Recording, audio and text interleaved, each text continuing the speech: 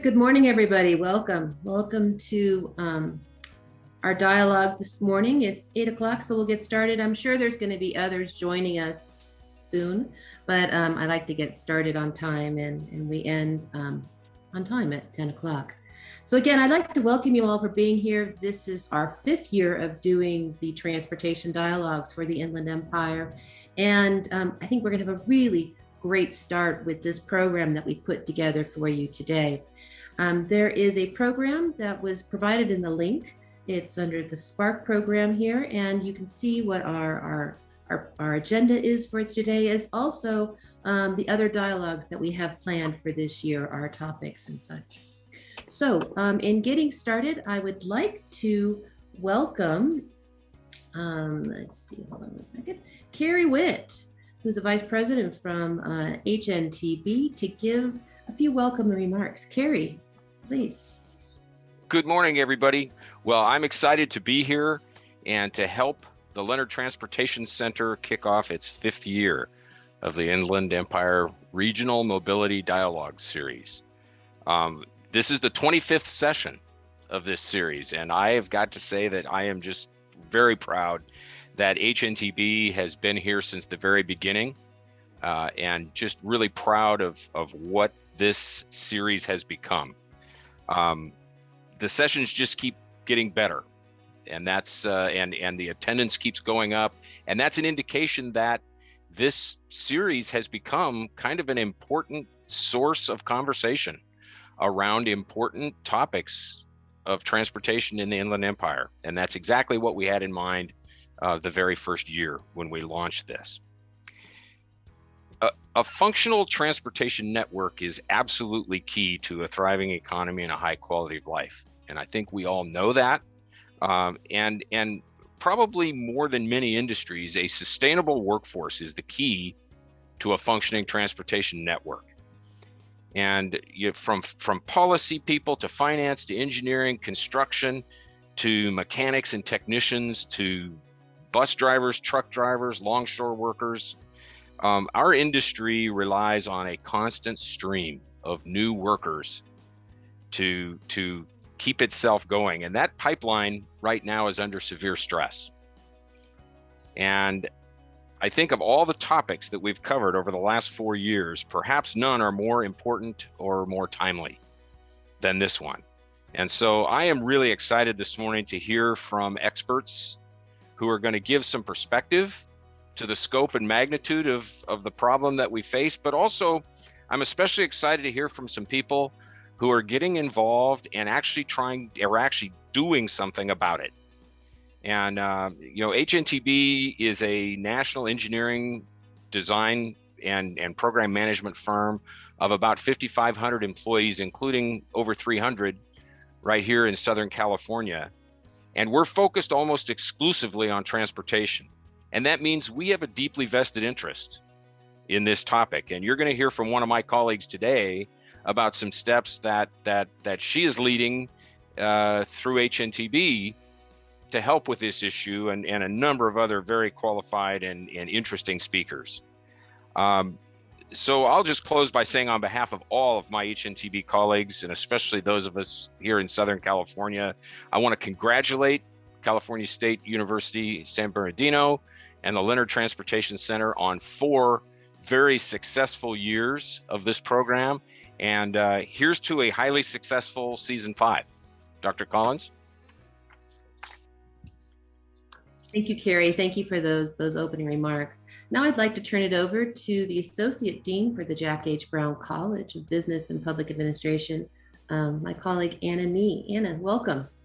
Hi, Dr. Collins. Thank you for inviting me here. And good morning, everybody. And I hope you still enjoy your coffee and tea in this session. And thanks for getting this morning session. On behalf of Cal State San Bernardino, the Jack H. Brown College of Business and Public Administration, I would like to welcome you to all to the Leonard Transportation Dialogue Series, Workforce Development, Empowering the Inland Empire's Talent Pool. In the first installment of the 2022 LTC Regional Dialogue, we will learn about impacts from the workforce shortage in the transportation sector as well as practical workforce development solutions. Within this theme, we have put together a panel of experts who will share their ideas on what is currently happening and possibilities for the future generation. So I want to give special thanks to this planning committee, Craig Holsizer and Carrie Witt from HNTB, Doran J. Barnes and Josh Landis from Foothill Transit, Aaron Rogers from Omnitrans, Birchman Malenkon from San Bernardino Valley College. And we have quite a long list of sponsors. Our Platinum sponsors are San Bernardino International Airport, Mike Burrows, HNTB Corporation, Craig Holsizer, HNTB Vice President and Carrie Witt, HDB Vice President. And our gold sponsors are Woodruff, Sprading and Smart, Metrolink, Ontario International Airport, SCAG, SCAG, hopefully I pronounced that acronym correctly, SoCal Gas, and our silver sponsors are Advanced Civil Technologies, EXP, Foothill Transit, GLA, Guider Serving Incorporation, Land Construction, Omnitrans, PPM Groups, Sully Miller, and HDR. I hope this session will be, as the previous ones, be a successful one. Hopefully everybody will enjoy this dialogue. Thank you, Dr. Collins. Thank you so much, Anna. It's great to see you. Great to have you here. Yes, we thank all of our sponsors for supporting this this great series that we've been putting on, and for supporting the Leonard Transportation Center. I'd also like to thank the Leonard Transportation Center staff, in particular, Estefania and Danny, for all their hard work in putting this together and helping with the background pieces. Danny will be there sending some chats, some messages to you to the chat. And of course, Stephanie is always there if you need any assistance throughout the dialogue. So again, this is a great program. We're going to get started because these are really dialogues. They're conversations. They're, as you see, we're not just having a webinar with, just the speakers available. We want everyone to engage and be part of the conversation. So we're going to start off with a Zoom poll that Stephanie is going to pull up for us right now. And just to kind of get us thinking before we have our first speaker come up to the podium or the front of the stage. So what does the current data tell us about labor in the transportation sector workforce? So do we think that the overall sector is expanding? Is it contracting? Is the sector staying the same? And if you have any other thoughts, please write them into the chat box and we can talk about them before we get started. So we have here, we can all see that 57% of you think that the sector is expanding, 40% is contracting, and we had 3 with others. I don't know those who put out other, if you would like to share what your thoughts are on what's happening within the sector itself. All right, well, we have with us today Michael Goss, who's the director of the Centers of Excellence for Labor Market Research in the Inland Empire Desert Region. I think it's the Centers of Excellence, yes. Hosted by Chaffey College. So Mike, thanks so much for joining us, and we look forward to hearing your perspectives on the data. What is it telling us on the region? Thank you so much for the introduction, Kimberly. It's so good to be here with Cal State San Bernardino and the Leonard Transportation Center. So again, my name is Michael Goss. I'm the director of the Center of Excellence for Labor Market Research, and Centers of Excellence, we also accept that as well. They both work either way. So let me tell you a little bit about the Center of Excellence. So we are a grant-funded initiative from the California Community College Chancellor's Office, and we provide the evidence that the community colleges need when they want to start up a program. They want to know if there is jobs at the end. Do they pay a sustainable wage? And are we producing enough graduates or completers to meet the demand of these jobs in the region? So that's the important research that we provide for the California community colleges. And I have 10 colleagues throughout the state. work in various regions. I cover the Inland Empire Desert region, otherwise known as Riverside and San Bernardino counties combined. So looking at the Inland Empire Desert region, we're about 27,000 square miles, one of the biggest areas within the nation. Population as of the summer of 2021 was 4.61 million residents. And within this region, we have 12 community colleges that serve 84,000 career education students. So those are students that are taking programs that lead to those hands-on career education programs that, for example, like the transportation logistics sector. Okay, so as of December 2021, this is the latest data that we have for the region and how we've been performing. Our unemployment rate dropped to 5.1%.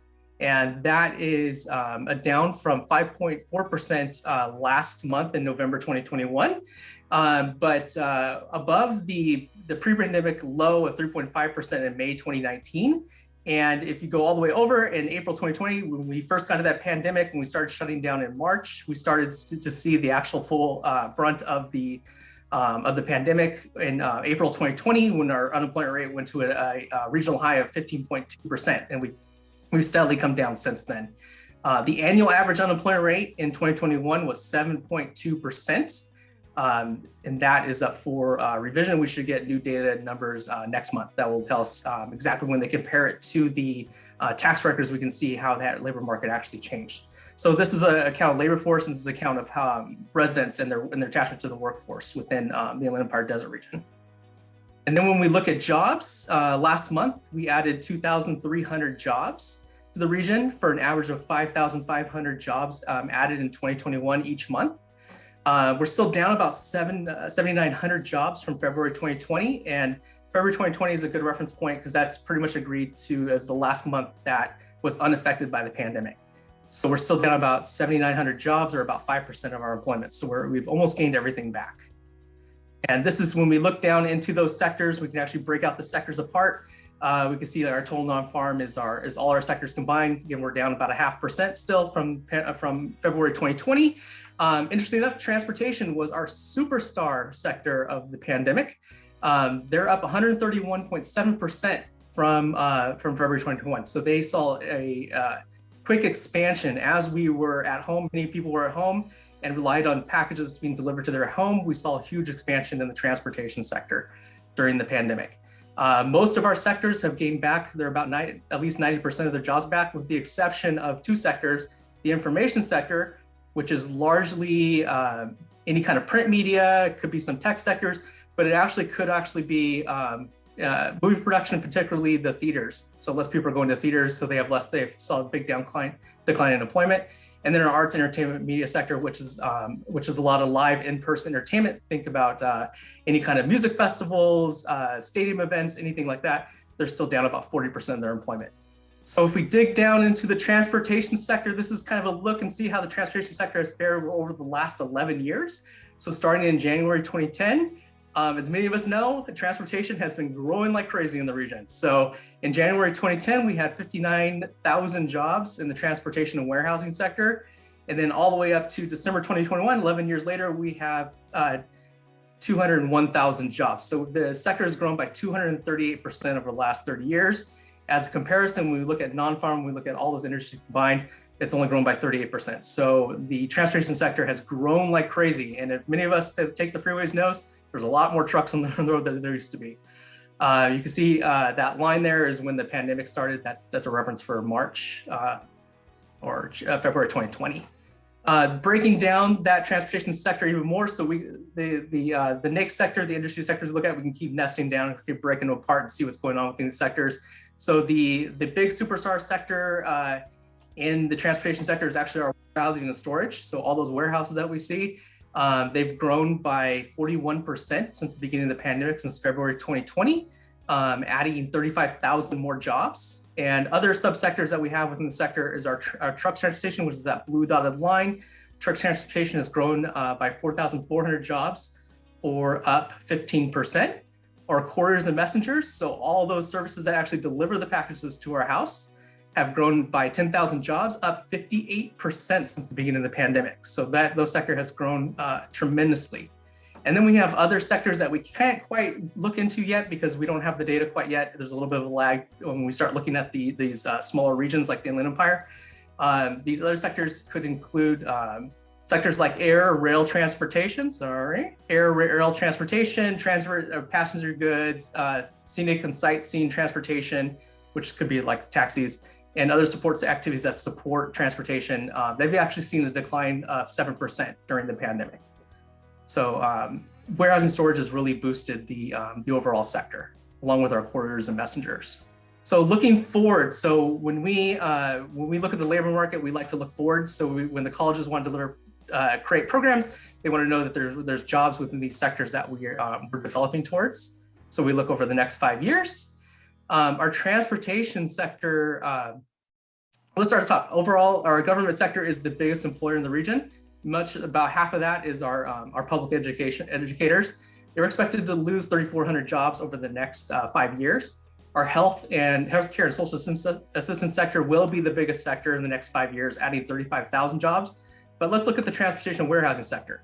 It's going to be by far the fastest growing sector, adding the most jobs to the region. We expect them to add 54,000 jobs over the next 5 years, growing by 30%. So 39% of all the jobs that are being added to the region over the next 5 years will be in the transportation and warehousing sector. So overall, for comparison, the region overall is going to grow by, we're going to add 8% more jobs, but this transportation sector is growing by 30%. So then within that transportation, what are the job opportunities? So another thing we do at the Center of Excellence, we like to look at those high quality job opportunities within the sector. So we consider high quality jobs that have at least 100 annual job openings. Now, an annual job opening is the jobs that are available just because we need more jobs. It's expanding. We're getting more employers in the region. We need more workers, but also accounts for people who are leaving the region for work, retiring, or transferring to other occupations. So it's the new jobs plus the expansion need of the jobs. And then we look at a median annual earnings of at least $24.86 per hour as a self-sustainable wage within the region, or $51,400 annually for the region. This is a good number to look at. It seems a little high, but you have to consider also the cost of living within the area, which is 128% of the national cost of living index. So it's 20% more expensive to live here in the Inland Empire than it is the nation overall. So when we comparatively look at that, it brings that $24 down to about $20 an hour.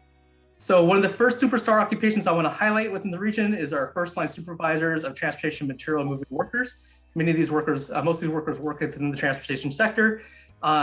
In the region, we have about 9,100 of these workers, and a national average is about 5,300 of these workers. So we have much more than when we look at other areas in the region that are comparable to ours. So we have much more of these workers in here, which is not surprising.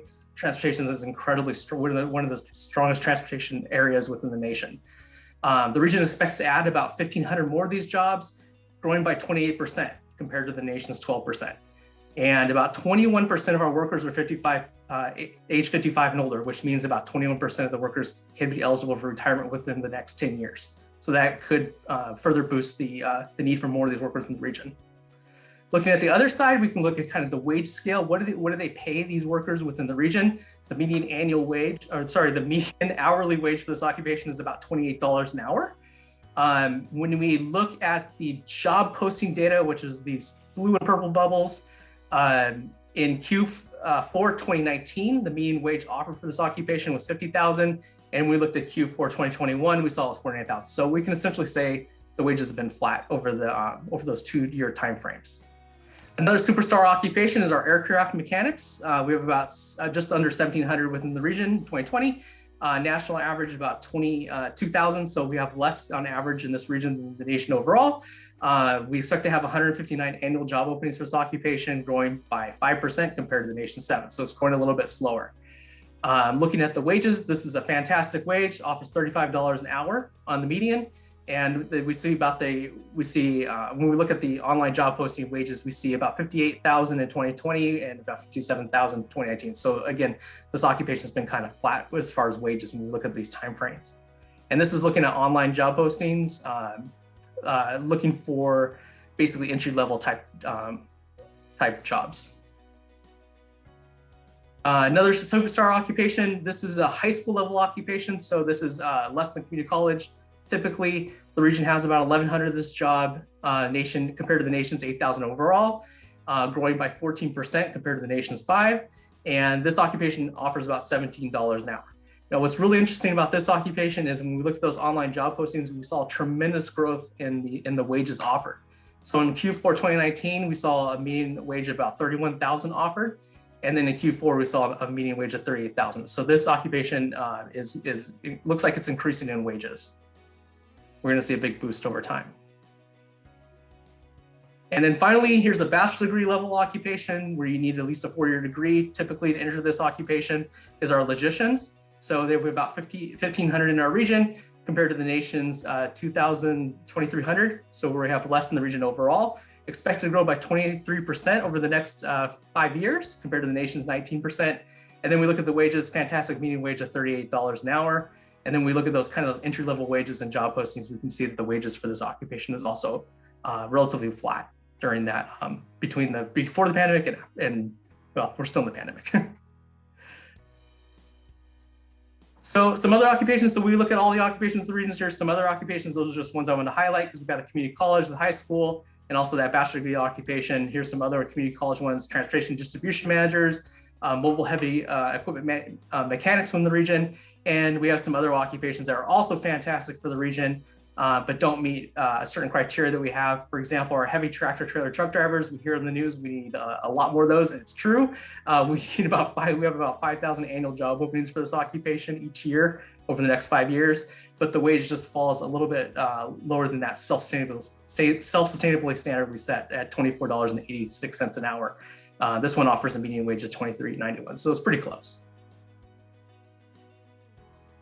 So at the Center of Excellence, we write quite a few reports for the region to support new program development. These are some sample reports that we wrote over the last 8 years. We have a few more that we wrote. They're just not going on our COE website yet. But you guys are welcome to access these reports, read them, and go through them. They have a lot of great information, including the skills that employers demand within job postings, wage analysis, who's actually asking for these occupations, and which programs within the area serve these occupations and how many completers we have. Another great resource I want to point you to is a GIS map resource that we co-developed with the San Bernardino County Alliance for Education. Great project that we had with them. We mapped basically all the employers that we could within the region and the career education programs. So there's a good sense of where these programs are located within the region. Not only at our community colleges, but also at the K-12 high schools within the region. So we're doing a lot of work on this map to figure out where there's gaps in employment and demand within the region. And we've also mapped where the employers are that are associated to these programs as well. So we have 10 of our 12 colleges have transportation programs, and I encourage you guys to check it out and see where the programs are located within the region. So I want to thank you so much for this opportunity to present a labor market for the region. And if there's any questions about anything I talked about. Thank you, Mike. We have time maybe to take one question. If not, we have time for discussion at the end where all of our panelists, our experts will discuss their presentations and we'll have an overall conversation around them. If there's any questions now, we can put it in the chat. If not, I'd like to move on, Stefania, to our second poll question for the day. So this question is, when should young people be introduced to transportation careers? So elementary, middle, high school, college, university, or if you have another idea, please put it in the chat box. Okay, so the majority, it's a close majority, but a majority, 43%, think high school is the best time to really be introducing people to careers, with 35% at middle school, 20% at elementary. And then Danielle shared with us continuous exposure. So always thinking about moving towards a career and when they should begin really moving or thinking about, what they'll be doing. There was a question about internships for CSUSB students. There are a number of internships that are offered by our at our university, and we have a number of career centers, as I'm sure the community colleges do as well, to help our students get jobs and get employed. One thing that is hard for us, and this is just a comment, it's just not a scientifically based comment, but an observation. Many students that we have don't take the full opportunities that they're given. They don't, we have lots of exposure. We send out emails, we have career fairs and such, and a lot of students fall through the gaps. They don't access all of the resources that we have on campus. And so that's something to think about, getting that information out and getting young people to really understand or see all of the opportunities that are being provided from the system for them. So thank you very much, Mike, and thank you all for participating in our last poll. I'd like to bring forward our next speaker, Lily Acuna, who's an environmental planner at HNTB, but also the development manager of Spark LA, an exciting program working with young folks over in the LA region. Lily, welcome. Thank you, Dr. Collins, and thank you everybody for the opportunity to present. I'm going to get my presentation up on the screen. All right, so thank you again for the opportunity. My name is Lily Acuna, and I'm going to share a little bit about HNTB's Spark LA program. And just a little background on myself. I went to Cal Poly SLO. I studied business, and I often ask myself, like, how did I end up here doing environmental planning? And I look back a little bit. I guess volunteering and community service has always been ingrained in me, sewn somehow inside me. And after college, I volunteered at a kibbutz in Israel for 6 months. And then a few years later, I went to join the Peace Corps in South America. And then fast forward a few more years, I had an opportunity to go to Panama and build a pedestrian bridge in a rural community. And while I was there, I was inspired to go back to the Peace Corps. So I went back for another year in Guatemala. So when I got to HNTB, I was very excited to find out that they too are passionate about community and volunteering. And one of those programs is the Spark LA program. It's a pretty new program. We're going on our 6th year, and it's a partnership with the City of LA Bureau of Engineering and the Girls Academic Leadership Academy school. So it's a free after-school program for students 6th through 10th grade, and it's introducing them to STEM curriculum and to females who are traditionally underrepresented in those areas. So just a few facts about the Gala School. It's very new. It opened in 2016. It's part of LAUSD, Los Angeles Unified School District. And it's kind of a very unique school because it's a all-girls STEM-focused school. And it's the first and only middle school and high school, the first and only public middle school and high school that is all girls. And just some facts about the students. They take the Metro bus. It's kind of located in mid-city LA area. They take the bus to school, they take the train, they do carpools. 78% girls of color, 80% graduating classes, first generation going to college. And something really exciting is 100% graduation and 100% college acceptance rate. So they are very focused. So a little bit about the program. It is an 8-week program covering various topics. And I say 8 weeks when we're not in a pandemic. During the last year or so, we kind of shortened it to 4 and 5 weeks. And we cover various topics like tunnel engineering, rail planning and design, bridge design, water engineering. And we partner up with colleagues from other companies. With the city, for example, the city presents on the water engineering, and even clients as well. We do cost and schedule. We introduce them to emerging mobility and emerging technology. And we have some aviation and airport design. And again, when we were able to meet in person, we would end it with a field trip to City Hall and a presentation to the Board of Public Works. So I'm just going to go through a few snapshots of some of the curriculum that we are able to share with the students. We talk about transit planning and design. And so we always start out with a presentation with the industry experts, project managers in that field. And then we do a activity with the students. So for example, in this activity, it was how to connect the Crenshaw line to the Purple line, which the Gala School is kind of in that area. And we were able to take them on like a virtual field trip to, through the Crenshaw project and teach them about alignments and stations and tunnels and the process of choosing the alignment, deciding what are like the travel needs and engineering feasibility, is there political support, environment, impacts to the community, and construction costs.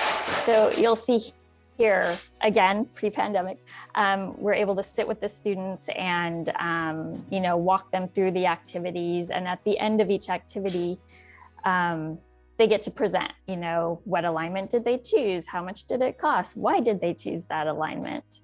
Another fun session that we get to do is bridge design. So here, our experts, walk them through, the history of bridges, different types of bridges and principles of design. We get to use like toothpicks and gumdrops. So this one is obviously a very well-anticipated session, although the gumdrops are not very good to eat, which we tell them. Another session that we do is tunnels.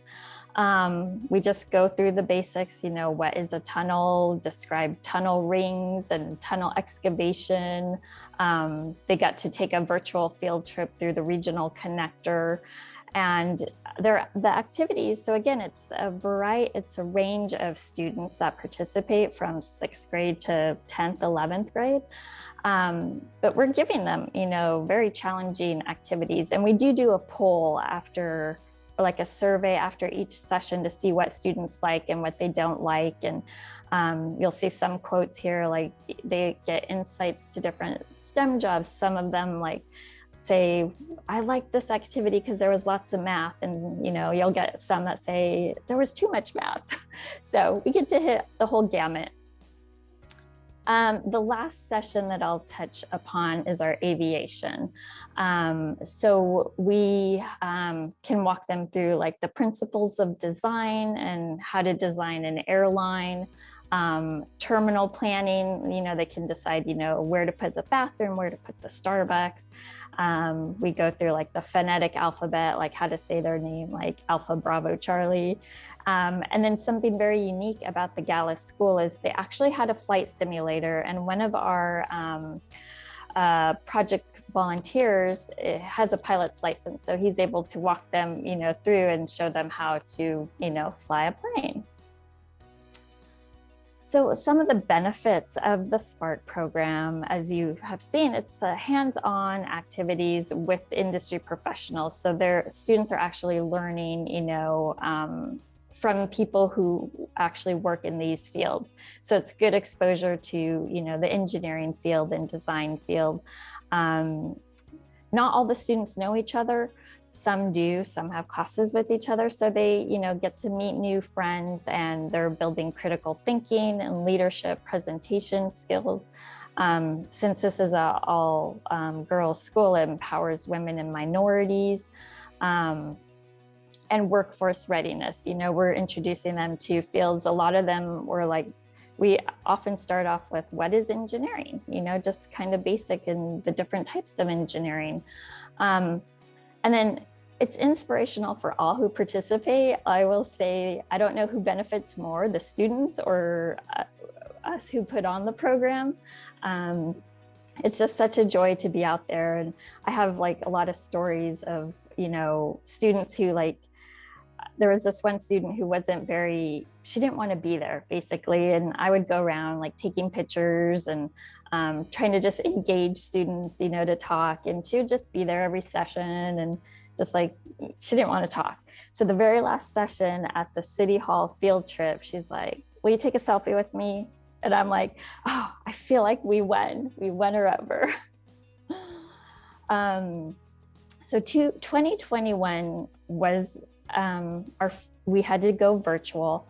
It was definitely challenging. It's not the same as being in person, but we were able to do it. We didn't want to just like forget the program just because we couldn't be there in person, knowing the impact is greater in person, but we knew we could still make an impact doing it virtually. And then this year, 2022, we have another challenge. The students are going to be physically at the school, but we can't be there. So we're going to present virtually, and we're hoping by the time we get to the last class that we'll be able to be there in person. So is it worth it? It's a lot of planning, it's a lot of coordinating, it's a lot of logistics.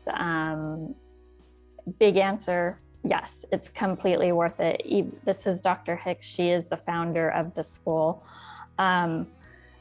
Even in a virtual environment, you know, we were able to make it work, and we definitely look forward to continuing to do it. As far as the future, so right now we only work with the Gallus School, and we have for the last 5-6 years, but we are planning to work with other schools in the Los Angeles area. And then HNTB also has offices in like the Inland Empire and Orange County, and we would like to bring this program to schools in that area as well. And this is just, I'll just end it with this little picture of all the students. They get a certificate at the end of the program. They present to the board at City Hall, which is just, you know, very rewarding and very fun. So yeah, thank you very much for listening, and let me know if you have any questions. Thank you so much, Lily. That's great. I'd love to hear about your Peace Corps volunteer opportunity when you were there as well. That'd be wonderful. I just had a really quick question, just sort of, maybe I missed it, but so they have their regular classes, they have the regular curriculum, and then this is supplemental.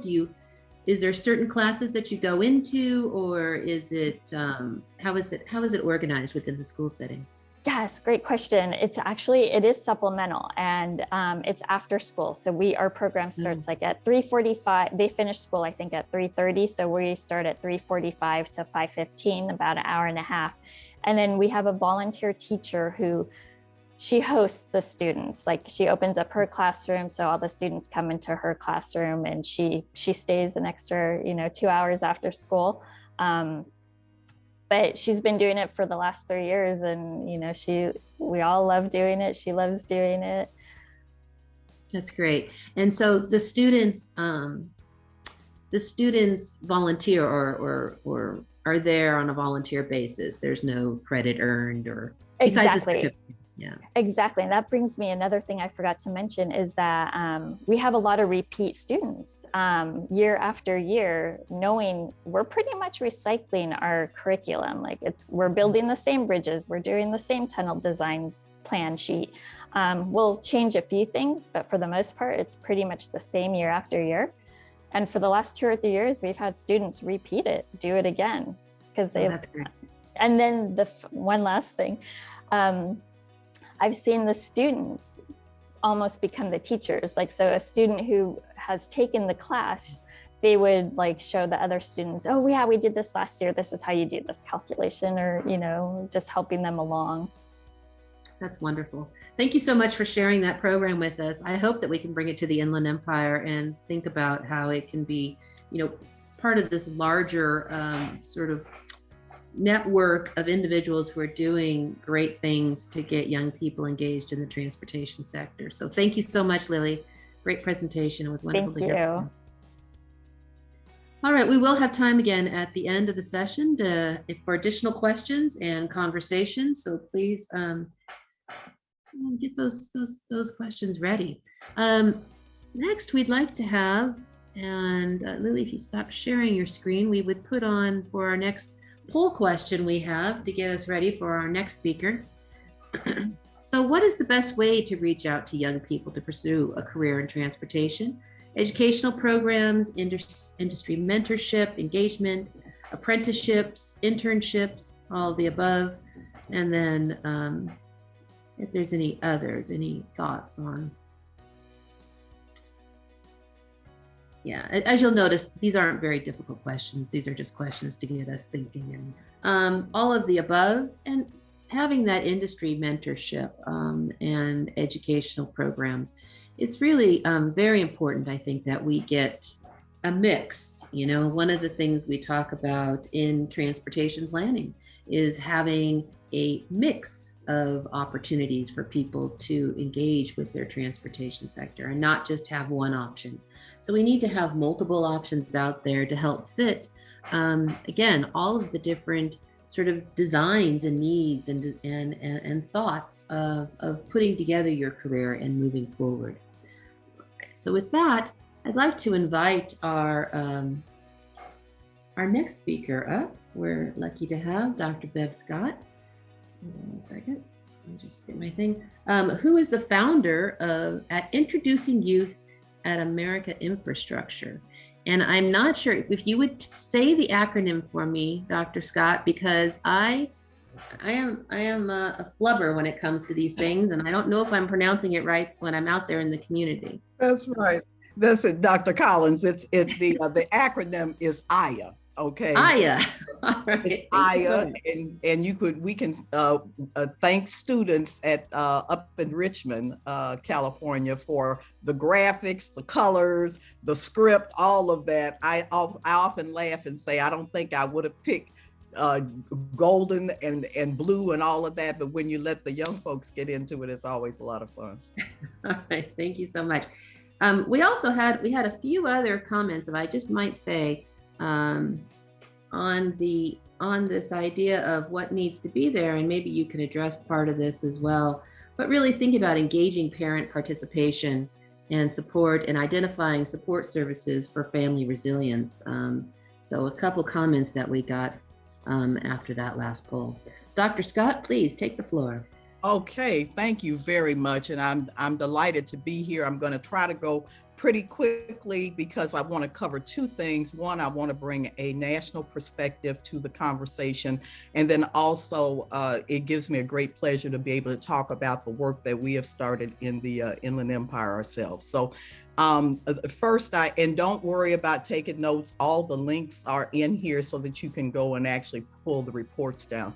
I've personally a 40-year vet in transportation, worked a lot of systems and run several. And about 12 years ago, I was very honored to have been appointed to a presidential commission by President Obama, which looks at all of the critical infrastructure sectors across the country. And there literally are, this is why I get such a kick out of this, that I didn't realize this myself, I think most people don't. By a presidential policy director from the first President Bush, there are literally 16 critical infrastructure sectors so defined for the United States, okay? And we were tasked by the National Security Council in April and December of 2020, the NIAC, to actually do the first in-depth study on the challenges that are facing the critical infrastructure sectors. There is not that there had not been some reports through the years that were very special focus, but there had not been an overall look at the critical infrastructure sectors. There are 4 out of the 16 critical infrastructure sectors. There are 4 that are defined as the lifeline sectors. That's transport, water, communications, and energy. Okay, doesn't mean that the other sectors are not important, but those are literally defined as being the lifeline sectors out of the, and not surprisingly, okay, out of the 16. The other thing that we were asked to do was to make sure that we did not boil the water, okay? We were very specifically asked to make recommendations, 2 to 3 recommendations, near term, midterm, and long-term recommendations. This was not a workforce study that was directed because of the pandemic. Quite candidly, the pandemic had really not begun at the point that the original tasking was coming through from the White House and NSC, but no question, we were in the pandemic, and so as quickly in the pandemic. So no different than when we did a water study some years ago and then Flint came, okay? We obviously did not ignore it. And so we had some very initial preliminary recommendations are very largely around the criticality of 100% broadband, okay, that we urgently made sure that those got to the table. Isaiah, if you take me to the next. So this is the first study to take the look at overall resilience. How we do our studies is that we're a group of about 30, but we pull on experts from all over the country that comprise study groups, and then we're doing interviewing. So altogether, there probably have been 100-some individuals, and I'll show you some of the people at the end that were the members of our study group, and they really put a lot of heavy-duty work into it. Particular areas as well. One of the areas that we really were asked to take a look at cybersecurity education and training. No surprise there. Funding, we did international comparative work in terms of what other countries were doing, particularly those considered to be best in class. And then they very specifically asked us to also look at the area of credentialing for employment in the critical infrastructure sector areas as a part of the overall review.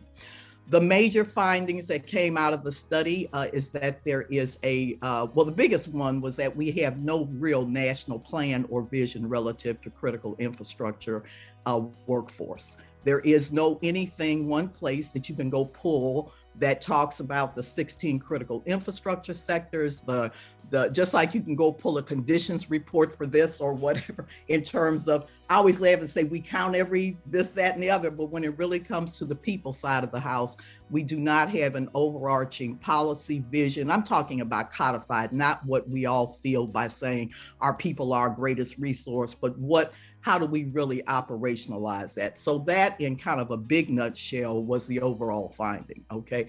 Now, as you looked at the big pieces, a disconnect between a worker readiness disconnect between what traditional education does and the actual career readiness portion, the work portion, okay? And so the finding that we really had is that there's really a disconnect, and you don't find that disconnect to the same extent as we have in the United States. For the most part, the educational preparation portion is taking place through the traditional education system, and the worker readiness portion is really taking place by the employers, and that's public and private employers.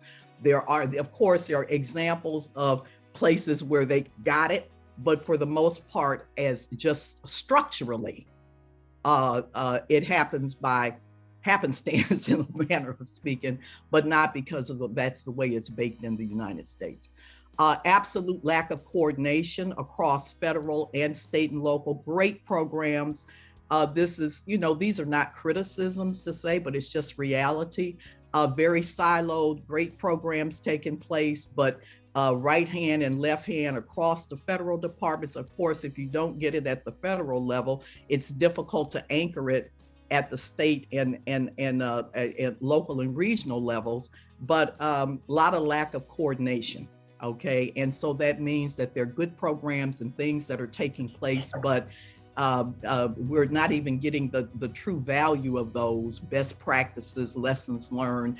The sectors themselves are siloed. Even within the sectors, we're siloed, okay? And I think we candidly see some of that today. Great programs going on, but this person's over here, this group is over here, that group's over there. And there's, once again, nothing that really comes to galvanize and put that together. And then across the critical infrastructure sectors, nobody's making up any numbers, as sectors are saying it themselves, a lack of diversity.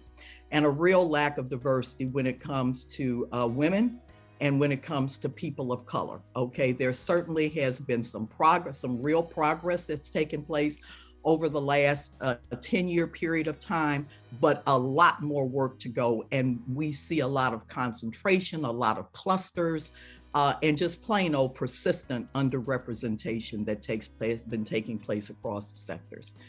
Take me on. So this is kind of and I'm just going to do I told you, they told us, don't boil the ocean, okay? 2 to 3 near term, mid-term, and long term. There's much more detail behind these, but let me give you just on tracking all the spending at the federal level. We said, let's get OMB on it. okay, so that we can find out what the federal government is spending across the different departments on workforce training, what's being spent, what are the programs, if there are metrics and if metrics and outcomes, like to be able to see what those are, okay? Of course, using every bit of executive authority to support best practices, okay? Once again, there's a lot of great work that's taking place, but bringing the visibility to that great work. Establishing a critical, where we weren't trying to prescribe, it would not be so foolish, okay? We'll do it this way. But we did say, let's please, White House, President, will you bring together a coordinating council, certainly at the federal level, but we need owners and operators. I really thank the person who said families, okay? Youth need to be a part of it. Organized labor needs to be a part of it, because this is going to have to be an all nation. This cannot be insular in terms of us really putting together a real national workforce plan and operationalizing it, okay? That is going to take deep work within communities, deep work across stakeholders. It cannot just be an event where somebody comes to a career day. We're talking about deep stuff. Developing national standards. Here, I will tell you that across the critical infrastructure sectors, and Lord knows there's a lot of work to still be done in transportation, but at least we began some of that work around 23 years ago with the Transportation Learning Center. Most of the sectors do not have national standards. Okay. And so when you start talking about the potential for portability, stackability, and things of those nature, once again, we're kind of out there doing Burger King. Okay. Big one, launching a public awareness and image campaign on these critical infrastructure sectors. I will say this to you, during one of the interviews that we did was a gentleman, and he was a head of public works in Crystal, Minnesota. And we were in the very height of the pandemic. And his name was Mark. And I asked him, I said, Mark, what do you say to young people when you go in to talk to them about these careers? And he told me, he said, well, Dr. Scotty, let me tell you what I tell them. I tell them that we're the people who make normal happen. When I tell you, you could have heard a pin drop across the different Zooms and telephones all over the country, okay, of the people who were asking the questions. I'd never heard it said in 40 years just that way, and how poignant.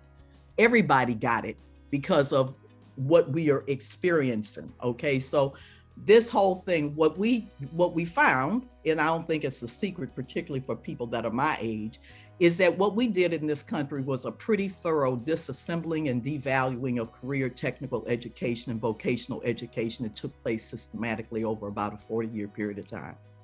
Now we've gotten religion, so to speak, and nobody meant wrong.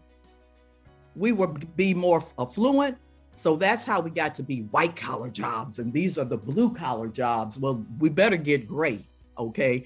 And so with that, we celebrate and quite candidly, the college degree, and we want everybody to get every degree and credential they want, but that became the automatic default. And in many of these careers, quite candidly, and transport is one, and I know it from rooter to tutor, where we're having a college degree for most of the frontline positions that we have: signal, track, communication, vehicle maintenance, elevators, escalators, is not required. Not required. Okay, now they are highly professional, highly skilled, and there's a lot of stuff that is required with a very good core information and education. But one of our findings, and it's not a new one, is that we've made the college degree the automatic default, and there is a disconnect there, and you'll hear a little bit more about that. Increased funding for us as a country. Okay, a lot more support that needs to come into workforce development. And then this whole thing of reshaping the cultural perceptions of technical careers. That's one of the biggest issues that we have. One, young people don't know about the range of them.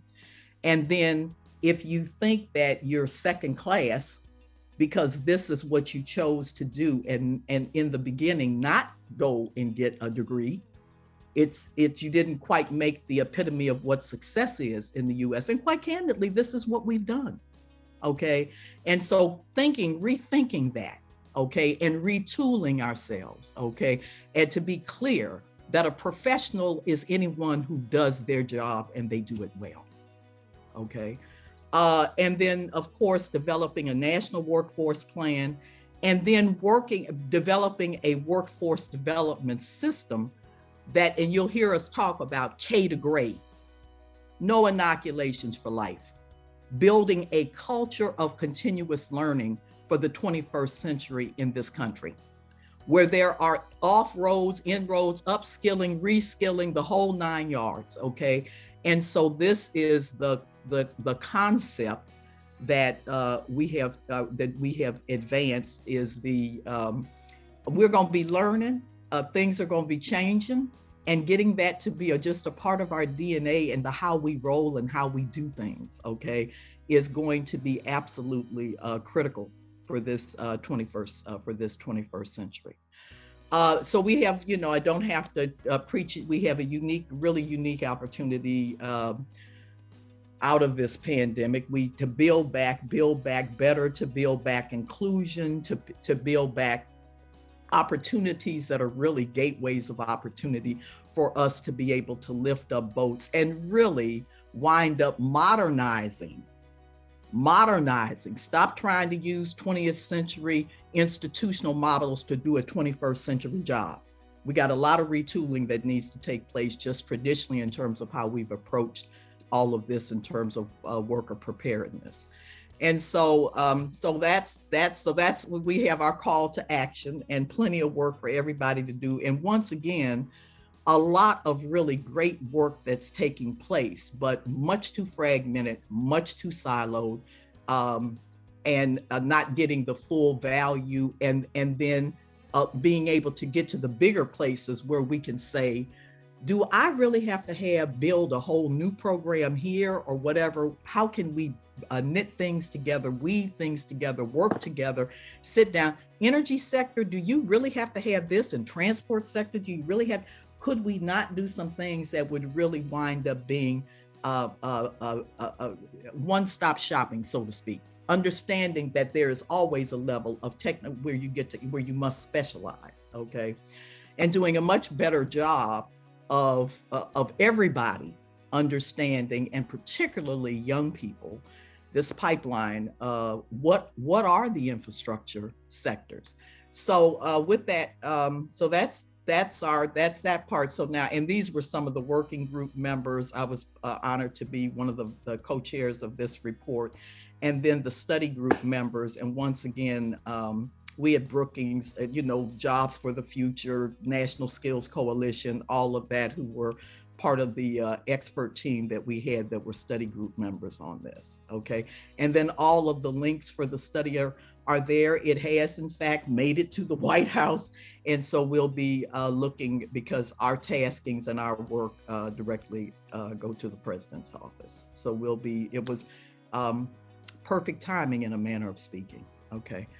Now, this is the one place. Now I want to tell you excitingly, if I can hurry quickly, that we've brought AYA. We made the decision. We've been, this is the 4th year of existence for AYA. I told my board when we started that we were going to do 3 years of piloting programs. I'd never been K through 12 or any of that. I really hadn't, okay?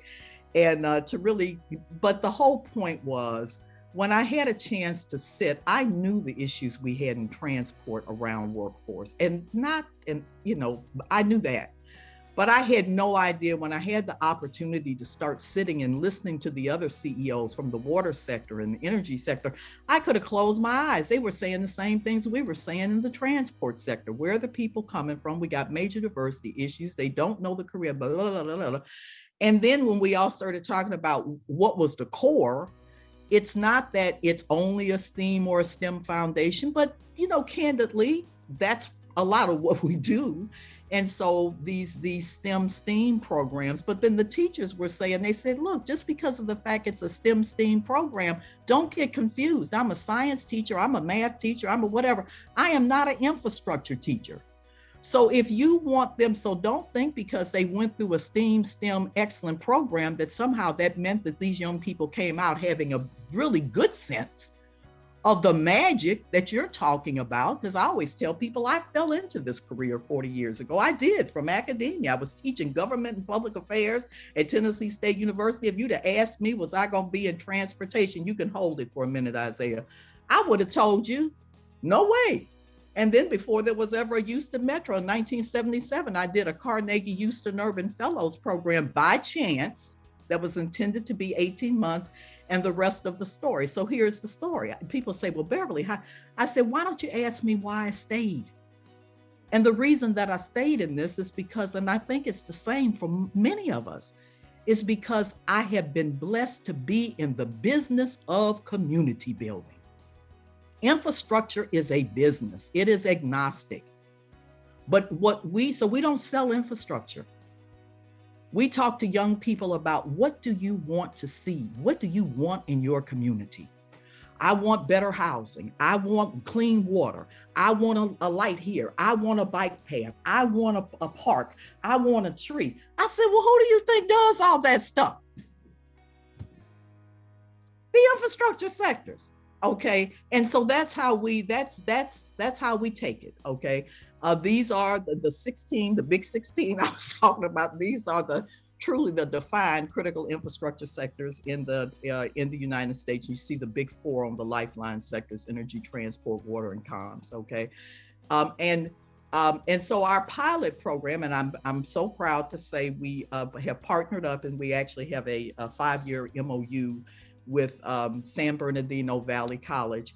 And this is really just supporting the work that they have been doing through the years on careers, but we said we'd like to help bring a sharp focus on the infrastructure careers. And so we were able to kick that program off this last year, and actually the fall semester. We've done programs in the District of Columbia, programs in Chicago, and been, I have to say, very honored. The American Public, even though we look at all the sectors, the American Public Transportation Association business members have been very, very supportive of the program.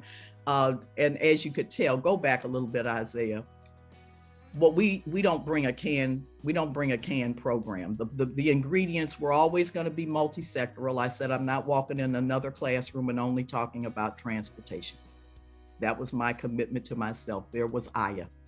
Okay. I'm going to try to give young people the fullest range that I can in terms of what the positions are. We will always look at the local labor market so that we try to bring that type of customization. They'll get a little bit of a national flavor, but we want them to know and understand who are their major providers, big employers, what's really moving in their area, and help them to try to make those connections. We have community-based organizations. We have organized laborers at the table. We try to make sure that we have all of the big providers, if you will, public and private, of the core infrastructure sectors sitting at the table. We try to bring the diversity in terms of Latinos in Transit, Conference of Minority Transportation Officials, women's transportation, just Blacks in green. It just, trying to get people, the young people, to really understand how much these really are.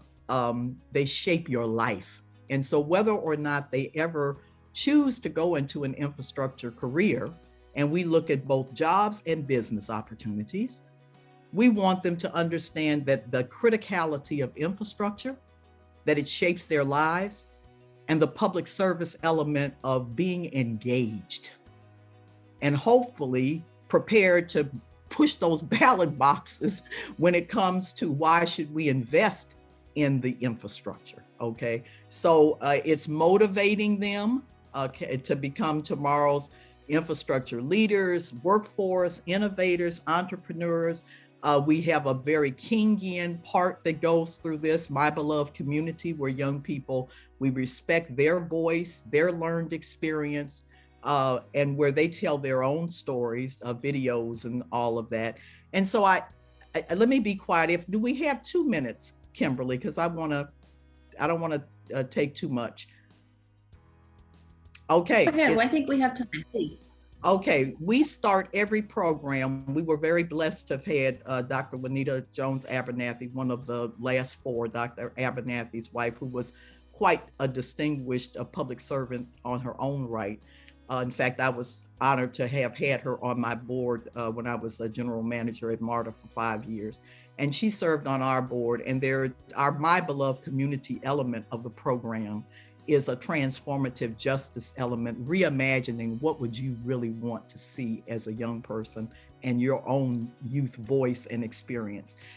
We start our programs with this video and we end them with them. And I felt that as well, because it's Black History Month, that I would share it with you. So if you'd let it roll, Isaiah. And the young man who is supporting me now is a Aya alum from Chicago. He is a fellow with us this year. And one of the things, because of HDR really has been very supportive, we were able to launch a Juanita Jones Abernathy internship. There are 2 internships with a lot of HDR support that we are funding here in the Golden Empire, just as we funded interns and fellows to be with us from our Chicago program, our DC program, and the young people in our program work on the program, okay? So if you take it away, This is the most important and crucial period of your lives, for what you do now and what you decide now at this age may well determine which way your life shall go. And the question is whether you have a proper, a solid, and a sound blueprint. And I want to suggest some of the things that should be in your life's blueprint. Number 1 in your life's blueprint should be a deep belief in your own dignity, your own worth, and your own somebodyness. Don't allow anybody to make you feel that you are nobody. Always feel that you count. Always feel that you have worth. And always feel that your life has ultimate significance. Secondly, in your life's blueprint, you must have, as a basic principle, the determination to achieve excellence in your various fields of endeavor. You're going to be deciding as the days and the years unfold what you will do in life, what your life's work will be. Once you discover what it will be, set out to do it, and to do it well. Be a bush if you can't be a tree. If you can't be a highway, just be a trail. If you can't be the sun, be a star. For it isn't by size that you win or you fail. Be the best of whatever you are.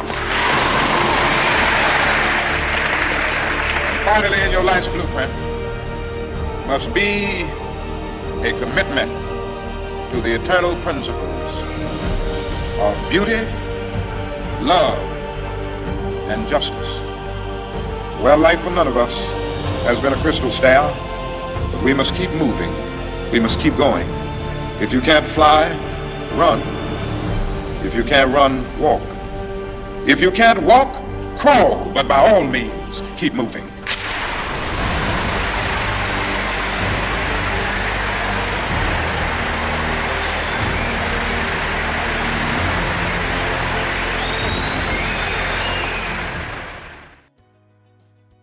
So that is the blessing of these infrastructure careers, to be able to be in the business of community building. So thank you very much.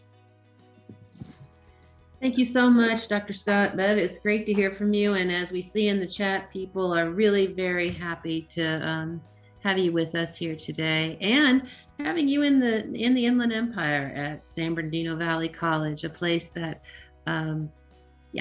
is very special and needs lots of work going on in the San Bernardino city and within the region itself. So we're so happy to have this here. We have one more poll question that we just like to round things off with, but I have a number of questions for our speakers, and I know Kerry does as well, because he's also has many questions, but just to get started, so what should be the primary focus to ensure a well-trained workforce in the transportation industry? And so we have political will, public sector investment, we have private sector investment and engagement, family support and investment, collaborative engagement across all of these different sectors, all of the above. And then if you have any thoughts, please put it into the chat box. And again, our questions aren't scientific or very difficult, but just to get us thinking, a little probing, and to get the conversation started.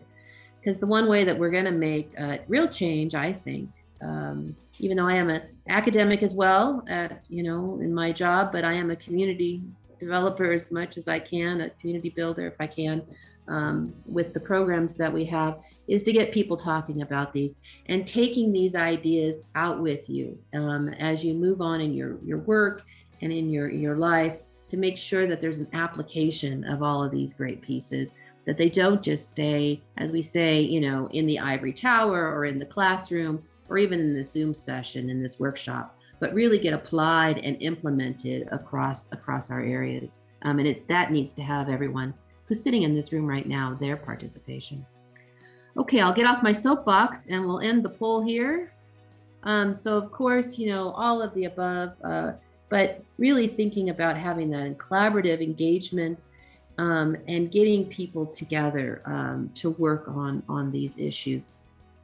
So as you can see, all of the above, collaborative engagement are the top two on there, and moving forward. Okay, so with that, I'd like to just put forward to all of our panelists an important piece and something that I'm studying in my own research and in my writings, and really thinking about how we work more regionally and how we have additional cooperation. I mean, part of that question, as you know, is probably a setup to think about how do we move beyond, as Dr. Scott talked about, the silos, because we see there are so many great programs that we have across regions, so many great folks that are working on stuff. And, just from my perspective, a lot of the silos come from the competition that's in our system, right? So we have competition for funding. When you're trying to make it in the nonprofit sector or you're making it as a business, there's a lot of competition, and that competition makes our system great. Don't get me wrong. I mean, it allows us to really excel, to find new technologies, to find answers, to do that research and development that we are a leader in this world on.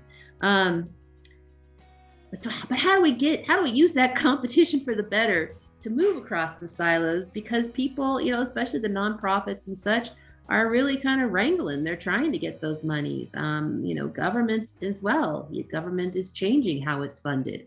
We need to have all those pieces there.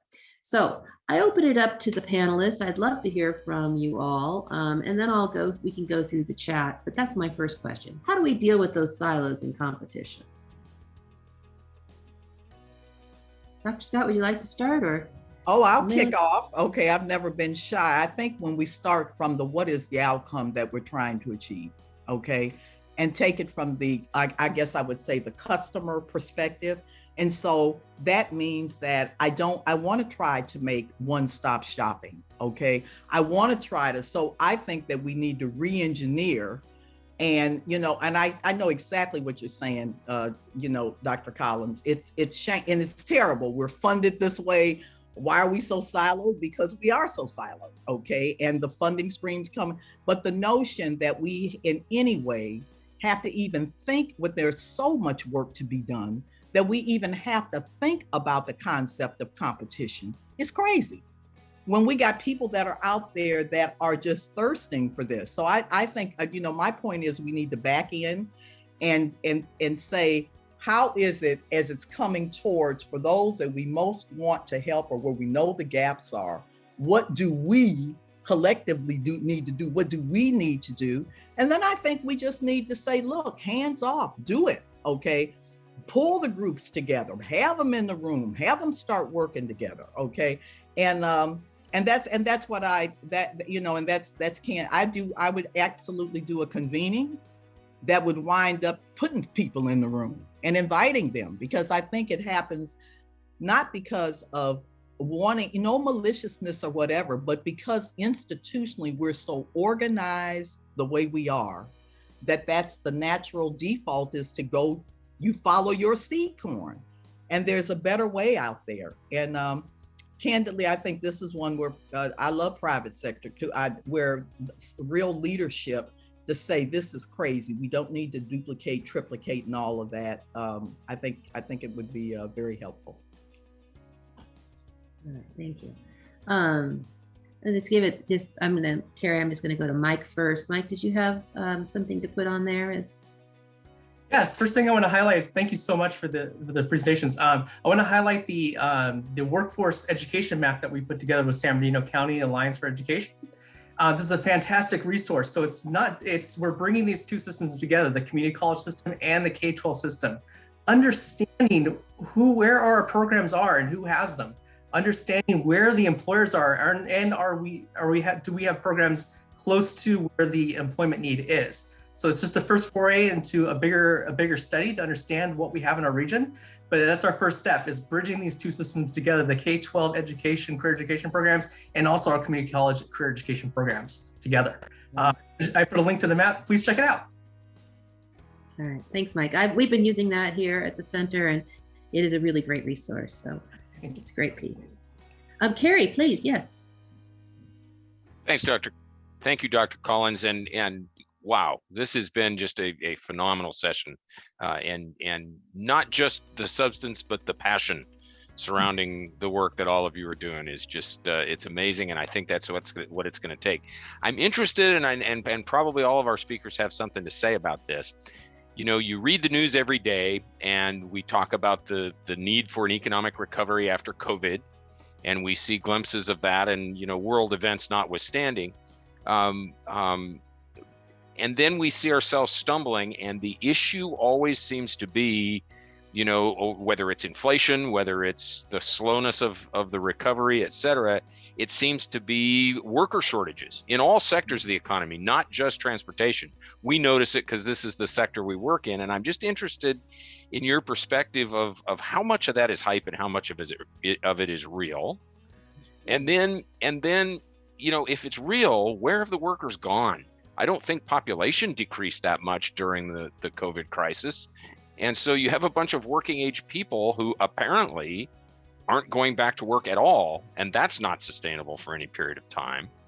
I'm just interested. And then I guess that leads to, will the situation correct itself? Or are there some inputs that are needed, and what inputs might help that situation?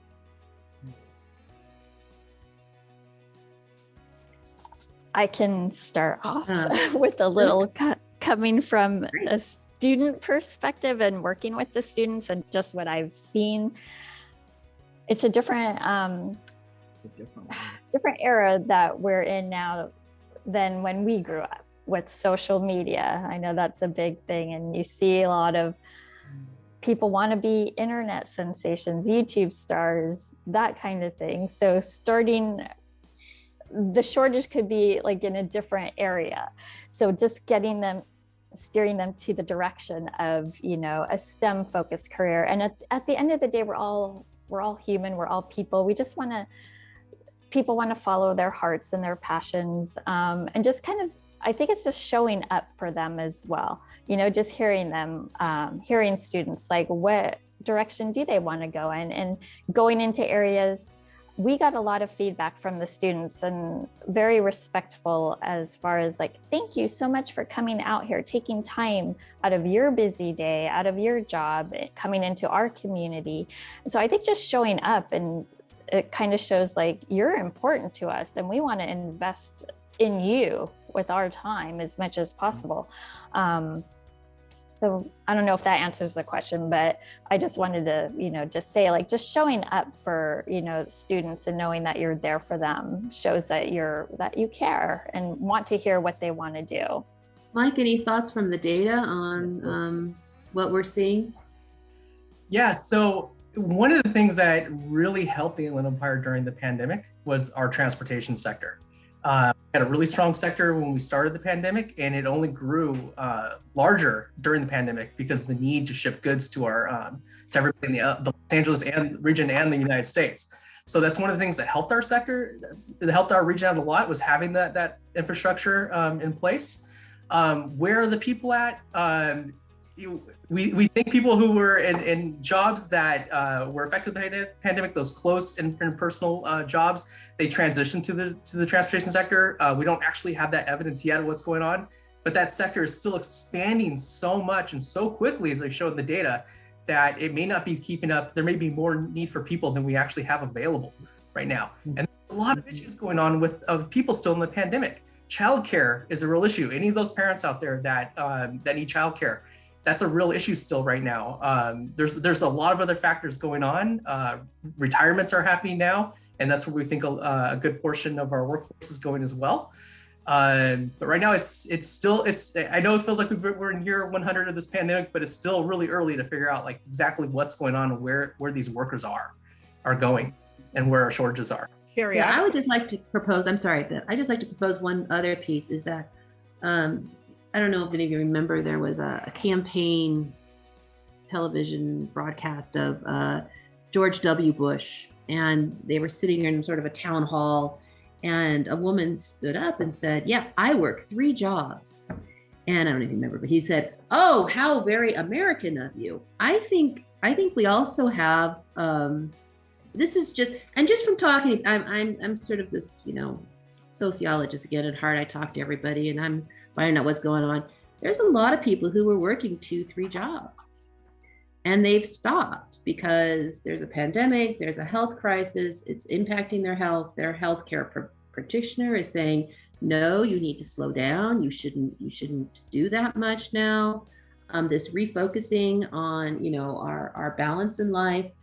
And so I agree with you, Mike. I think there's a lot of different pressures out there, and maybe, we don't have as many folks who are there. There's going to be this change in supply and demand.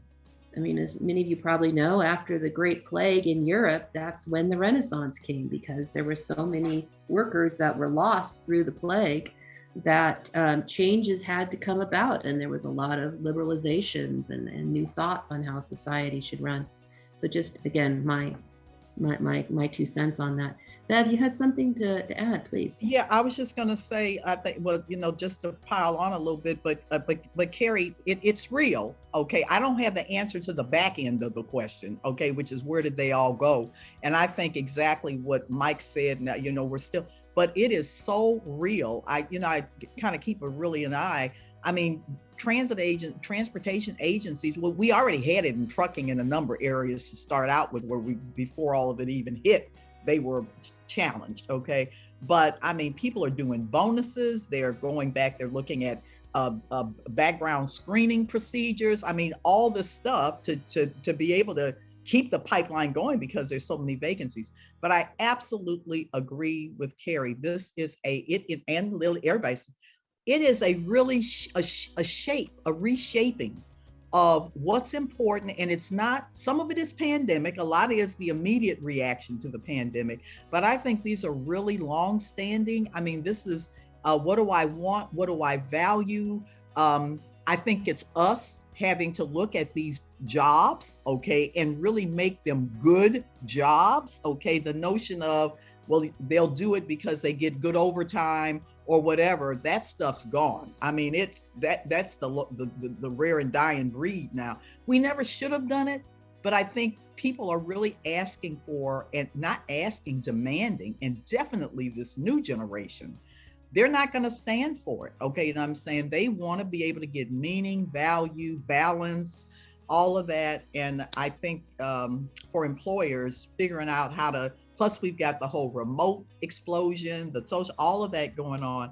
It's an exciting time, but it's really going to be very, very challenging in the immediate term as well. Faye, Dr. Hope, please. Yes, hello. I have a question for Mike.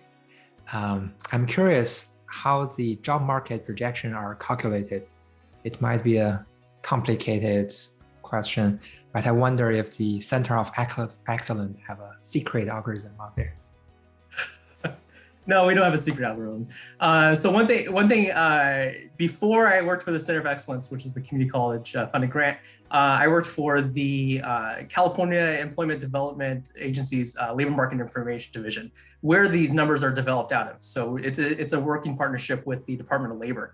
So how these are calculated, basically like every projection is calculated, it basically looks at past trends and projects them forward. Then when we have these big economic disasters like our pandemic, this is probably one of the biggest ones we've seen in quite some time.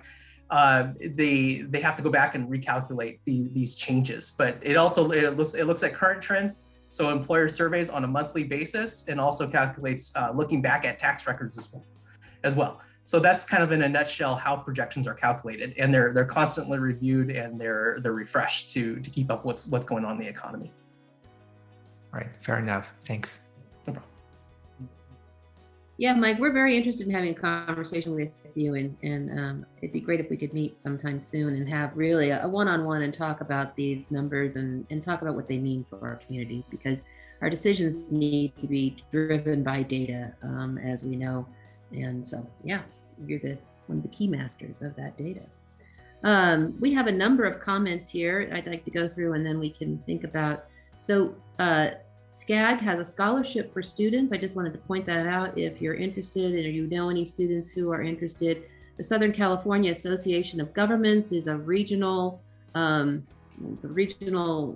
governance body that has members from all of the cities and counties, and does a number of great studies looking at all of the different sectors across the region. So they are not only a sponsor, but a great resource. And I'd like to point out, if you did not see Arnold San Miguel's piece there, please look at it and share it with folks. Thinking about how do we really do this technical and apprenticeship. I've been on other panels that have had, individuals from Germany, Europe, who really think about, as you said, Dr. Scott, these blue collar jobs in a different way, that they are professional, high-skilled, very needed jobs, and changing that conversation. So, and I am a supporter, as you know, of higher education, and everyone who can get a higher education from sort of that Jeffersonian perspective creates better citizens, more informed individuals to live in our communities. But yeah, it's how do we really change that conversation that I think is very important as well, to get those jobs that, working on a Tesla is not, you're not working with grease, let's just say, right? You're understanding the fundamental principles of electricity and how energy works. And if you don't understand those principles, you're going to be electrocuting yourself and probably some other team members as you work on these vehicles. So life is changing, society is changing, technologies are changing. So I'm going to throw that out there as well. And then we have another question from Carrie. Dr. Scott, you want to talk? I just wanted to say, and almost because I have a doctorate too, so I say, I'm definitely not against higher education. That's why I think this K through grade is so important, because because people will be with continuous learning, but you got to make it chunkable. Okay. And so, yes, there are some positions for which you must have that college degree plus. Okay. But let's put it in but you might not pick that up until maybe 10 years out. Okay. And in the meantime, you've been able to earn while you learn, probably pick up a tuition reimbursement program or something along the way. So that helps you with your further. So that to me is why the continuum is such a good thing. So I'll just leave it at that. Mm-hmm. Yeah. I also think, again, from the education perspective as well, we need to think about more multidisciplinary programming, yes, which is difficult, I'll tell you, for higher education to do. But I had a dean once a long time ago who said, the best business student was an art undergrad. So somebody who was doing, art and really developing that side of their brain, and then to think about going into business, as opposed to having business undergrads going into, MBA programs or such. So please, Carrie. Thanks. And in the spirit of, excuse me, in the spirit of this being a true dialogue, a conversation amongst all of us, there are a couple of transit people on the line, Doran and Josh, and I don't know if Aaron's here or not, and probably others. And transit is just one of the sectors that I'm interested in. But you made a point, Dr. Scott. We have to make these jobs attractive. We have to make them good jobs. And I think traditionally, and coming from the transit industry myself, it's hard to sell a coach operator job. You can call it a coach operator or a bus driver. Hard to make that a really appealing job, but I think we need to, and it's about a lot more than just money. In fact, money might be a minor contributor to the job satisfaction. I'm just curious of what the people in the transit world think about how to make these jobs attractive and valued jobs that people will want to have. Well, both Aaron and Doran are here, the heads of our regional transportation agencies, our transit agencies. Aaron, would you like to go first? I see you're there, and then Doran, I'll go first. Hi, good morning, everyone. Hi, Dr. Scott. Hi. I see you waving at me. No, I think it's a great question, Carrie. And I mean, the bottom line really is they are good jobs, but they're difficult jobs, right? I mean, it's not an easy job.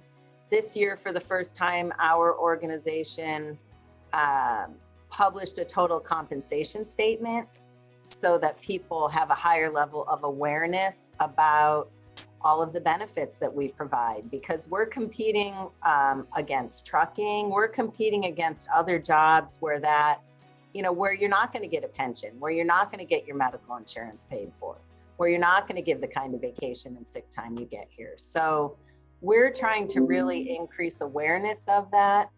And then I think we have to do a better job highlighting the other advantages, like flexibility in schedule, like the ability to change your schedule.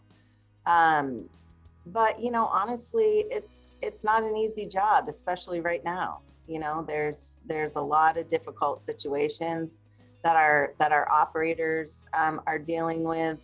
And in terms of our maintenance staff, we're really focusing on the technology piece of it and the change in the fleets and the change in the training we're going to need to have for our people. And for our organization, we're going to have a lot of retirements in the next 5 years. So the landscape of our whole workforce is going to change in the next 5 years, the demographic makeup. So it's a great question. Doran, you have your hand raised. Yeah, well, actually not on this, but my counterpart. No, not on this topic actually, but I'll jump in. And Aaron, you said it beautifully. There are a lot of great things about transit careers that we have to continue to sell to potential employees and team members. At the same time, the reality of it is, Aaron, you nailed it. It's a tough job. And as you come in, there are seniority rules, there's flexibility to a point, but the nature of our business is that bus has to be at that bus stop at the time we designate. And unlike a package, which can have a window of delivery and a greater degree of flexibility, our cargo is a little more demanding in that it's human beings that have to get somewhere. And so that makes it tough. I do think in part we are looking at wages as an issue and making sure that we're being responsive to the market. Now, the flip side to wages create great paying jobs, or better paying jobs, not great paying jobs, but good paying jobs. The flip side to it is transit, unlike other sectors, is funded with taxpayer resources. So as wages increase, costs increase, that means resources need to increase with that. So it's a struggle and a balance, and it's very real in terms of what we're trying to work through. You hit on something that I know we've dealt with in transit over the years, and that is that it is a tough job in that it is both a customer service job and a driving job. Absolutely. And I remember our trainers at Golden Gate Transit used to say, bring me someone who has good customer and human relations skills and I'll teach them to drive. but Yes. I can't do the opposite. Exactly. And so I don't really want necessarily truck drivers coming to me because they're used to being in a cab all by themselves and they don't have to interact with anybody. So that does make it doubly difficult for sure. But I think, Carrie, that's where, you'd mentioned bus drivers or coach operators. I do think there's a distinction there. Driving the bus is part of the job of the coach operator, as you just pointed out, but really that coach operator has a much bigger job. It's about safety. It's about customer service. It's about safe operation of the vehicle. I had the good fortune to visit the transit system in Singapore a few years ago, and what we call coach operators there, they call them pilots. If you think of an airline pilot, that's a very different kind of connotation than a bus driver. And I've at times toyed with the idea that, we ought to call the people that do those jobs pilots because their job is big. So it doesn't take away all those challenges we were talking about, but it does reflect the nature of the position. So, now, one other thing I would add too, that I think we could do a better job of is promoting the fact that they're, both in operations and in maintenance careers in transit, there's a very well-defined career path. Yeah. I mean, for example, here at Omnitrans, both of the people who are managers and running our facilities on the maintenance side, the one here in San Bernardino started here as a service worker 30 years ago and is the manager now, and we have tuition reimbursement. So I think, the need for us to really sell what we offer is greater than ever right now. Dr. Collins, I did have a question for the panel that's different than this one, if we're ready to. I'd just like to follow up just a bit with some of the comments that we have here. Yeah. And the piece that and then we'll move on. But Aaron, you brought up another good piece there and it's something that we've been talking about as a society for a long time. The great retirement of the baby boomers, what that means for us and for a lot of agencies, and these generational differences that we're seeing. So Chasney wrote that the gig economy has also changed the culture of employment and expectations of young people. I see students wanting to work smarter than harder and seeing more entrepreneurial mindsets growing, desiring to do the least labor for the most money. Hold on, so I can get this down. Well, I don't know if I got the whole thing. Using a tough dynamic. Yeah, it's a tough dynamic. So there's a lot of generational issues there as well. So yeah, Doran, please go on. Yeah, well, this has been a great discussion, and to all the panelists, thank you for your great insights. Dr. Scott, it's a pleasure to meet you. I've heard a lot about your work, and it's you better stop. Deb and I go back 20 plus years. I think you're aging us. Oh my gosh. Okay, I won't admit it, Bev, but Bev and I have worked together on this very topic for a very long time. I've had an interesting experience here at Foothill Transit over the last couple of weeks. We're hosting a group from a school that is next to the University of Southern California campus, and it's a USC sponsored program. We're bringing these high school juniors and seniors out to our facility to get a firsthand view about the kinds of jobs that the transit industry has to provide. Most of the students are, the significant majority, about 75%, are women, and most of them are from diverse backgrounds, which is really exciting. We were looking for a female mechanic at one of our two operating locations to be able to demonstrate, hey, there are women that do these things. And lo and behold, through our operating contractors, we don't have one. And so my question to the panel is, in terms of the great work that's being done to attract women and individuals of color into these various transportation jobs, are we moving the needle? And are we moving? And I think the answer is yes. Are we moving it quick enough? I think the answer is no. But how do we know? Are we tracking it? What's happening from the various programs and standpoints to really see, are we getting these folks plugged into these jobs and moving that needle? Well, here's Bev. I can crack in again. That's part of the piece about, you heard me talk about data gaps. So Doran, you're exactly spot on about, and that's one of the reasons of bringing the intentionality to the human resources side of the house that we do to everything else. It should really be incorporated as part of total asset management. So I'll kind of get off that soapbox, but that's part of the challenge.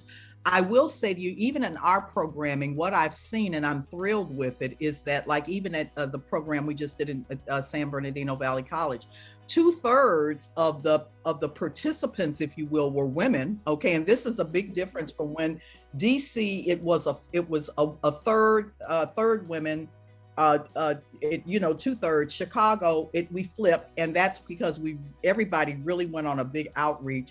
I will tell you that I think some of the stuff that we are progressing, okay, but still a long way to go, and we lose young women as well at the what do I want to say, at the STEM point in the middle schools and stuff, because we're still under double digits, if I'm not mistaken on that. But you'll find that a lot of the very focused programs, I would tell you, if you would reach out, Jobs to Move America and some of the community-based groups are really with employers, the BYDs, the Proteras, and all of that have really been doing some breakthrough stuff. You saw LA Metro come out with their careers program that was really focusing on young women. Aaron and them I had a chance to meet with them. So there's good stuff that's out there, but I tell you, you see a lot of innovation that's taken place with on the contractor side of the house too. So that's just, but once again, is it just a good example of this? Okay, can we really show all the data? Just don't have it to do that. Okay. Greg, please. Thank you for that, Doran. Mm-hmm. Thank you, all our speakers. This has been fantastic. Question I have is, obviously we're interested in the entire Southern California region and larger, but our dialogues have been focused on the Inland Empire. I'd be interested from anyone really, what advantages or disadvantages or obstacles maybe do we see in the Inland Empire relative to either attracting, developing, retaining talent in these areas? We know our housing prices are less, and that's certainly an advantage, but do we run the risk? Are there things we need to change? Otherwise, we run the risk of out migration and people, becoming trained and growing up in the Inland Empire and then leaving for other places in Southern California or the country. Well, here's Bev again. Okay. Yeah.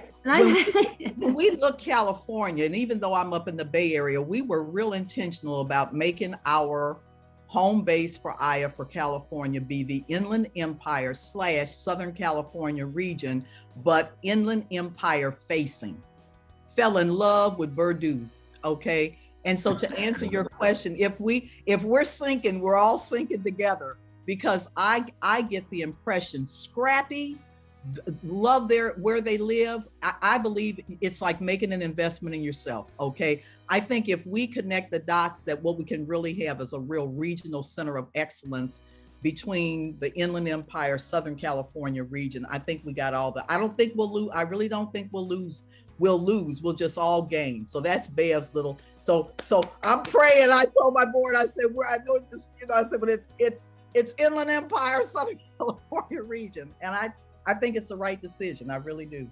Sounds like you're all in. That's great. I'm all in. Yep. Yeah.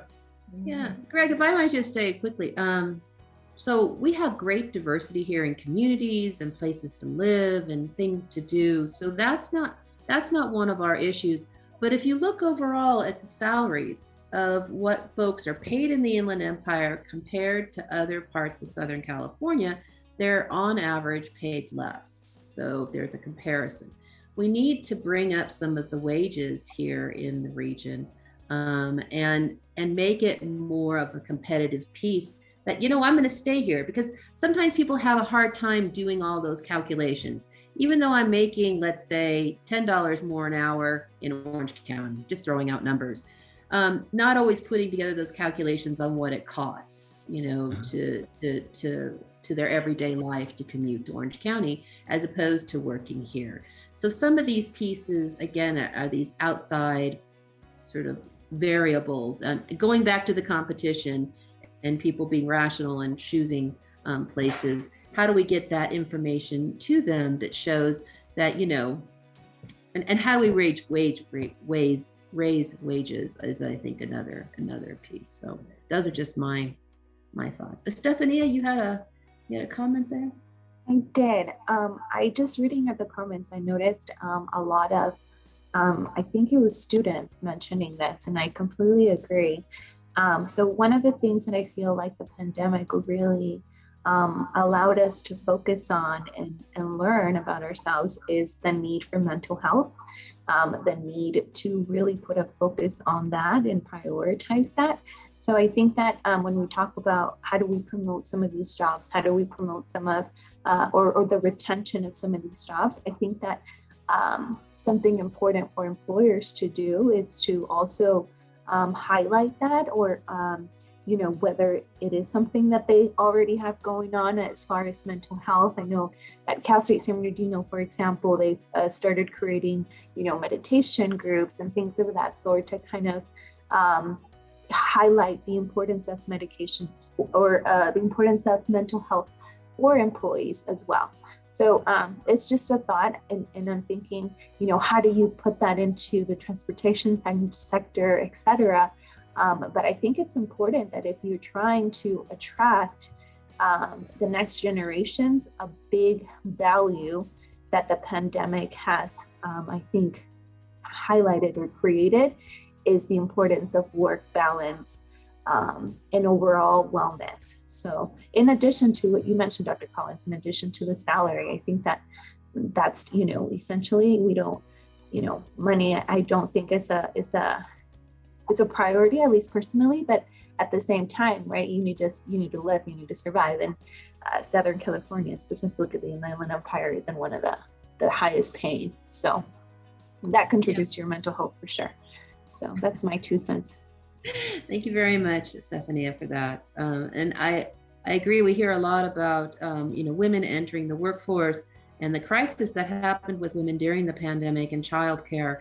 And that is something, these are two big things that our nation, from my perspective, in teaching policy and looking at policies across the country for a long time, mental health is something we don't deal with well. I'll say that, put that on the table, and childcare, and thinking about those balances, because that's not our focus. It hasn't been the focus as we, you know, as sort of the culture of the U.S. workforce, and thinking about, you know, your personal life versus your work life. So thank you for that, Stephanie.